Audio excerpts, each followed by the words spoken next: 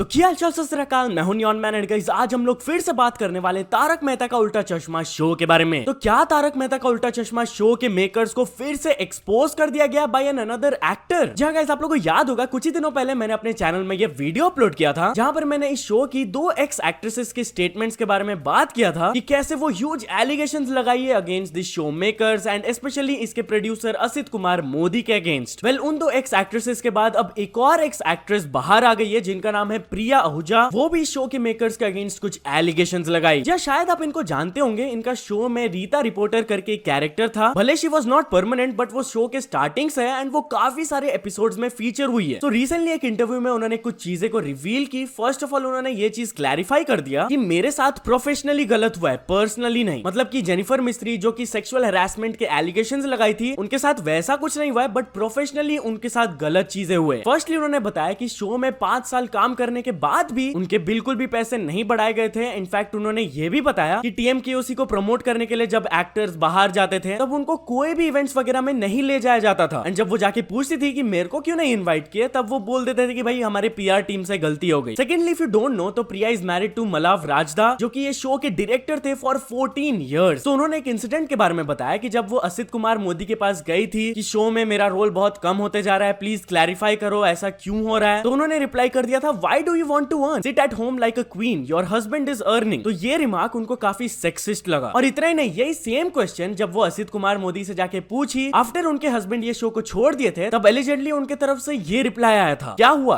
क्या काम है। तो वो बोली कि मेरे रोल के बारे में क्लैरिफिकेशन दो, इतना कम क्यों हो रहा है। तो उन्होंने रिप्लाई किया बाद में बात करेंगे and he cut the call. ये चीज उनको बहुत ही ज्यादा ह्यूमिलिएटिंग लगा एंड शी फेल्ट लाइक कि उनके साथ अनफेयर ट्रीटमेंट हो रहा है। एंड जब उनसे पूछा गया कि ओवरऑल वर्क एनवायरनमेंट कैसा है तारक मेहता का उल्टा चश्मा शो में, तो उन्होंने कहा yes the artist have to go through mental harassment when they work for Tarak Mehta. काफी होता है mentally, I have gone through a lot of difficulties while working there. भाई साहब एलिगेशंस पे एलिगेशंस आए जा रहे हैं बट अभी तक ये शो के मेकर्स या फिर असित कुमार मोदी की तरफ से कोई भी स्टेटमेंट नहीं आया। बस उन्होंने जेनिफर मिस्त्री के एलिगेशंस के ऊपर रिएक्ट किया था, उसके बाद उन्होंने कुछ भी रिएक्शन नहीं दिया है। लेट्स सी आगे इसमें कुछ मेजर अपडेट्स आते हैं तो I will definitely let you know. Anyways चलिए अब आगे बढ़ते हम लोग बात करने वाले एम एस धोनी के बारे में। तो एम एस धोनी अपने आईपीएल रिटायरमेंट के बारे में बात की है। जहां गाइस कल गुजरात वर्सेस सीएसके का मैच था and this was really important क्योंकि जो भी ये टीम को मैच जीतता वो सीधे फाइनल्स में चल जाते हैं आईपीएल के। एंड या सीएसके ये मैच को जीतकर सीधे आईपीएल के फाइनल्स में आप पहुंच गए। सो पोस्ट मैच प्रेजेंटेशन में जब हर्षा भोगले ने एम एस धोनी से ये पूछा will you come and play here in Chepauk again, तो उन्होंने रिप्लाई किया there is 8-9 months left for auction, I will be there for CSK every time, lots of time to decide. मतलब कि अभी तक वो कुछ फाइनल डिसीजन नहीं लिए, कुछ भी हो सकता है भाई। Also talking about M S Dhoni, तो क्या मनोज दे उनसे जल्दी मिलने वाले हैं। हाँ, उन्होंने अपने इंस्टाग्राम स्टोरी में ये बताया धोनी सर से मिलने का सपना पूरा हो जाएगा लग रहा है, छोटा सा गुड न्यूज मिला है। एनीवेज चलिए आगे बढ़ते हम लोग बात करने वाले हैं MBA Chaiwala and Mumbai Indians के बारे में। तो गाइस आप लोग को पता ही होगा कि एमबीए चायवाला से रिलेटेड एक बहुत ही वायरल मीम है कि वो पनौती है जिससे भी वो मिलते हैं उनका डाउनफॉल आ जाता है। नाउ एज आई सेड ये बस एक मीम है। तो रिसेंटली जब एक ट्वीट में ओपिनियन पूछा गया कि who is winning this IPL, तो उन्होंने अपना जवाब दिया मुंबई। अब मुंबई के फैंस पूरा टेंशन में आ गए एंड जैसा कि आप रिप्लाईज में देख ही सकते हो सब लोग यही बोल रहे हैं अब तो मुंबई गया, मतलब खत्म, अब वो लोग नहीं जीतेंगे। इस ट्वीट के ऊपर एक वायरल रिस्पॉन्स भी आया फेक एमआई के पेज की तरफ से, thanks but please delete this now. तो चलिए आगे बढ़ते हम लोग बात करने वाले हैं अमिताभ बच्चन के बारे में। तो अमिताभ बच्चन को इस वजह से थोड़ा ट्रोल किया जा रहा है। तो गाइस कुछ दिनों पहले अमिताभ बच्चन एक रील अपलोड किए थे एंड रील में जैसा कि आप देख सकते हो एक छोटा सा बच्चा है and he is practising cricket and वो बहुत बढ़िया बढ़िया शॉट्स लगा रहे हैं। मतलब सही में यार technically he is looking very sound. तो यही वीडियो को अपलोड करते हुए उन्होंने कैप्शन में लिख दिया the future of Indian cricket is in very safe hands. जैसा कि आप देख सकते हो this reel went viral, 4.2 million likes है इसमें। But as soon as this was uploaded comments में सब लोग पॉइंट आउट करके बताने लगे कि this kid is not Indian, वो पाकिस्तान से। जी हाँ, उनके साइड से ये छोटी सी गलती हो गई। ओरिजिनल जो प्लेयर का पेज है आप देख सकते हो बट या स्टिल लोग बोल रहे थे इंडियन हो या पाकिस्तानी, बच्चा तो बढ़िया क्रिकेट खेल रहा है। तो चलिए अब आगे बढ़ते हम लोग बात करने वाले हैं टोटल गेमिंग के बारे में। तो टोटल गेमिंग अपने फेस रिवील का 100% कंफर्मेशन दे दिए हैं। जहां गाइस शायद आप लोगों को याद होगा कि आईपीएल स्टार्ट होने से पहले उन्होंने ये ट्वीट किया था आरसीबी इस साल ट्रॉफी विन करती है तो मैं फेस रिवील कर दूंगा। अब आरसीबी तो आईपीएल से बाहर हो गई तो मैंने इस ट्वीट को रिप्लाई करते हुए कहा अब और वेट करना होगा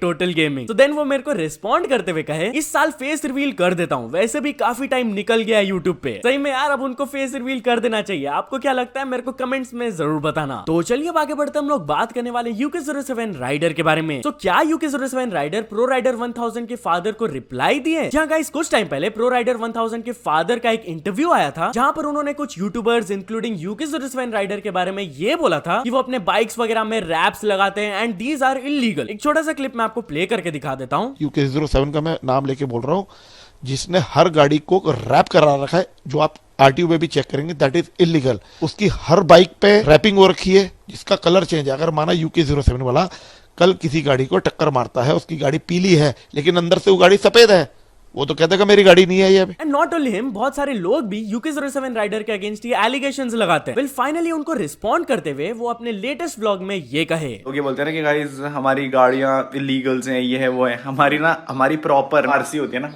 हमारे पास आरटीओ की परमिशन रहती है। नहीं तो गाइस 5 साल हो चुके हैं मेरी गाड़ियों को रैप में, 5 साल। You getting my point.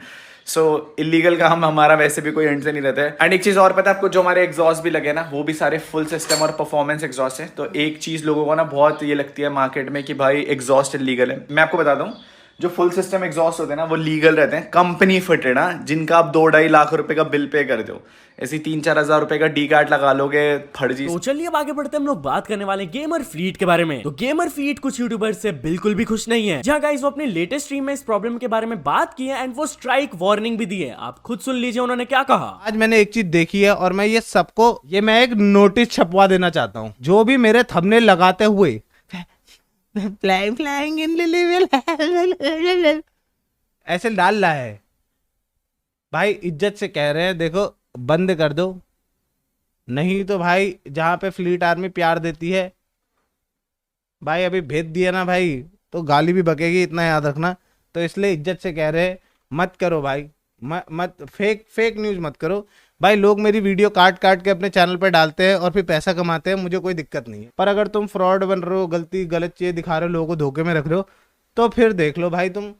Copyright strike तो बाद में मारूंगा, वो तो मार ही सकता हूं मैं, वो तो हमेशा ऑप्शन है। सो चलिए अब आगे बढ़ते हैं, हम लोग बात करने वाले रचित्रू के बारे में। तो रचित्रू कोई यूट्यूबर के साथ बॉक्सिंग मैच करना चाहते हैं। जी हाँ गाइस, उन्होंने ये ट्वीट करके बताया, I really want to do a boxing match with someone this year. Any creator who is 18 to 21 years old, 5 feet 9 inches to 6 feet and 70 to 75 kgs, come fight me. No joke, even if I lose, I win. At least I will gain some mad muscles and fighting skills by all training. So yeah guys, what do you think? रचित्रू का किस creator के against ये boxing match होना चाहिए, मेरे को comments में जरूर बताना। तो चलिए अब आगे बढ़ते हैं, हम लोग बात करने वाले कीर्ति चाव के बारे में। तो क्या कीर्ति चाव को एक्सपोज कर दिया गया? जहां गाइस आप जानते होंगे कीर्ति चाव is one of the most popular Indian animators and recently एक अपकमिंग यूट्यूबर है बाय द नेम ऑफ ओए ओमी। उन्होंने कीर्ति चाव के अगेंस्ट ये वाला वीडियो अपलोड किया, जहां पर उन्होंने बताया कि अपेरेंटली कीर्ति चाव ने उनको बहुत ही ज्यादा अंडर पे किया फॉर हिज वर्क। जहां बेसिकली कीर्ति चाव एक असिस्टेंट एनिमेटर ढूंढ रहे थे, ओए ओमी वाज सिलेक्टेड, उनसे काम करवाया गया। दो पूरा परफेक्शन के साथ उनका काम नहीं हुआ, बट स्टिल उन्होंने 3+ डेज लगा दिया पूरा उस काम में एंड एट द एंड कीर्ति चाव ने उनको खाली 200 रुपए पे किए फॉर इट। ये स्टोरी को मैं बहुत ही शॉर्ट एंड कंप्रेस्ड वे में बताया हूं, अगर आपको पूरी तरीके से जानना है तो ये वीडियो को जाके डेफिनेटली देख लेना। बट या इस इंसिडेंट के ऊपर रिएक्ट करते हुए एक और एनिमेटर स्वास्थी ये कही, while I value the friendship I have with Kirti Chav, I do agree that paying only 200 rupees for 4 still frames seems disproportionately low. पर हमारा बंगाली तो बनिया ही बन गया। तो या तो चलिए अब कुछ अचीवमेंट्स के बारे में बात करते हैं। तो first of all yellow shorts ने कंप्लीट कर चुके हैं 100 के सब्सक्राइबर्स। देन आरआर प्रोडक्शन ने भी कंप्लीट कर चुके हैं 100 के सब्सक्राइबर्स। देन तुषार शेट्टी ने कंप्लीट कर चुके हैं 500 के सब्सक्राइबर्स। देन परम एडी ने कंप्लीट कर चुके हैं 1 million subscribers and finally tales and sciences ने भी कंप्लीट कर चुके हैं 1 million subscribers. So many congratulations to all of them. तो चलिए अब कुछ इंटरनेशनल स्टोरीज के बारे में बात करते हैं। तो फर्स्ट ऑफ ऑल हम लोग बात करने वाले हैं स्पीड के बारे में। तो भाई स्पीड ने फिर से एक बहुत बड़ा कांड कर दिया, जिसकी वजह से उनका बहुत भारी नुकसान हो गया। जहां गाइस बेसिकली वो रोब्लॉक्स गेम खेल रहे थे एंड वहां पर इन गेम परचेज कर रहे थे एक आइटम को, जिसका कॉस्ट था $125,000 एंड उसको वो गलती से खरीद लिए। इसके बाद उनके तरफ से क्या रिएक्शन आया आप खुद देख लीजिए।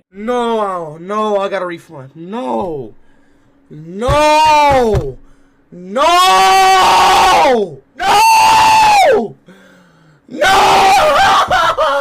I thought it was gonna ask for a verification! Why didn't it ask for a verification?